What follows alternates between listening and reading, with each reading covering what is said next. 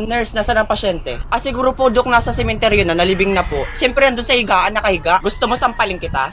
Ate, kaya yun ang bubuli sa akin ng high school, Sinabihan pa ako niya na mamamatay daw ako kapag hindi ako nakapag-jowa ng nakamalit haircut. Ay, we, so ano, Dok, ang nangyari? Siyempre, sinapak ko, tapos nagsumbong sa nanay niyang panot. Di ginalitan ka, Dok, ng nanay. Hindi, minahal pa ako ng nanay niya. Siyempre, ginalitan ako, ikaw ba naman ang sapakin ng anak?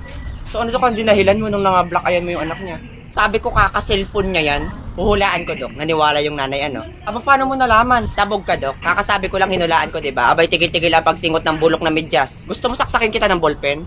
By the way, ano ba sakit niyan? May taning na po ang buhay niya, Dok. Meron po siyang cancer, stage 54. Hala, grabe, totoo? Opo, Dok. Di ba binuli ka niyan dati? Party-party na ba, Dok? Karma niya na yan? Anak ka ba ni Satanas? Siyempre, malay natin, nagbago na yung tao. Aray! So, anong gagawin mo, Dok?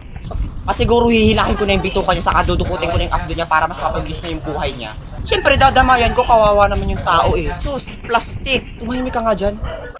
Oy, Rico, diba? Ako yung kaklase mo dati, si Stitch.